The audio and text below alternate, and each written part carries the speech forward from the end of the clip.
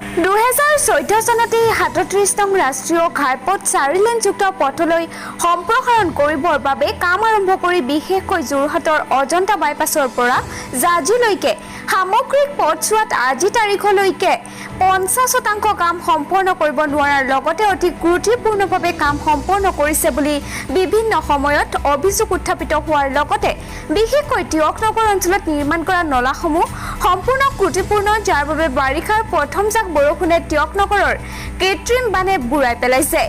এই সমগ্ৰ বিষয়ৰ ওপৰত বিভিন্ন দল সংগঠনে বহুবাৰ নিৰ্মাণকাৰী সংস্থা আৰু ৰাষ্ট্ৰীয় ঘাইপথ প্ৰাধিকৰণৰ ওপৰত বহুবাৰ প্ৰতিবাদ কৰাৰ লগতে বিভিন্ন সংবাদ মাধ্যমত সবিস্তাৰে বাতৰি প্ৰকাশ হোৱাৰ লগতে অসমৰ বৰ্তমানৰ প্ৰাক্তন মুখ্যমন্ত্ৰী সৰ্বানন্দ সোণোৱাল ডাঙৰীয়ায়ো মুখ্যমন্ত্ৰীৰ কালচোৱাত তিয়কলৈ আহি নিৰ্মাণকাৰী সংস্থা তথা ৰাষ্ট্ৰীয় ঘাইপথ প্ৰাধিকৰণক কেতবোৰ ত্ৰুটিপূৰ্ণভাৱে কৰা কামৰ শুদ্ধ ৰূপত খৰতকীয়াকৈ কৰি যাবলৈ নিৰ্দেশ হোৱাৰ পাছতো বিভাগটোৰ গা নলৰাত আজি তিয়কত সদৌ অসম ছাত্ৰ সন্থাই 4 লেনযুক্ত পথৰ নিৰ্মাণকাৰী সংস্থাৰ ওপৰত এক গোচৰ ৰুজু কৰে। লগতে অতি সোনকালে উক্ত পথছোৱাৰ পুনৰ নিৰ্মাণৰ বাবে দাবী জনায়। উল্লেখ্য যে ছাত্ৰ সন্থাৰ সকলো দাবী সম্বলিত এই এজাহাৰ দেশৰ প্ৰধানমন্ত্ৰী পথ পৰিবহণ মন্ত্ৰী ৰাজ্যৰ মুখ্যমন্ত্ৰীৰ লগতে জিলা প্ৰশাসনলৈও প্ৰেৰণৰ ব্যৱস্থা কৰি নৱনিযুক্ত মুখ্যমন্ত্ৰীগৰাকীৰ পোনপটীয়া হস্তক্ষেপৰ বাবে আহ্বান জনাইছে। লেনযুক্ত পথ নিৰ্মাণৰ নামত যি পথ নিৰ্মাণ কৰি আছে সেই পথ সম্পূৰ্ণ ত্ৰুটিপূৰ্ণ হিচাপে নিৰ্মাণ কৰাটো পৰিলক্ষিত হৈছে।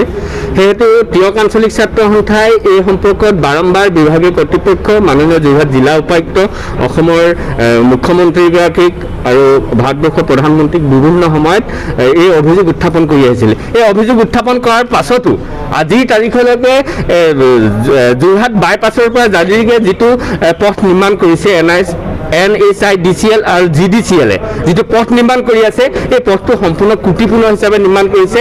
আজি দুদিনৰ আগত ইয়াত এজাক বৰষুণতে তিয়কৰ সমগ্ৰ অঞ্চল বানত বুৰি থাকিব লগা এটা পৰিৱেশ ৰচনা হ'ল। সেইকাৰণে আমি তিয়কৰ ব্যৱসায় প্ৰতিষ্ঠান সচেতন ব্যক্তিৰ লগত এই বিষয়টো আলোচনা কৰিলোঁ। মই এজন ছাত্ৰ সন্থাৰ কৰ্মী হিচাপে এই বিষয়টো আলোচনা আৰু ব্যক্তিগত হিচাপে আমি আলোচনা কৰিলোঁ। NHIDCL আৰু GDCLৰ এগেইনষ্টত এটা কেছ ৰুজু কৰিব লাগে।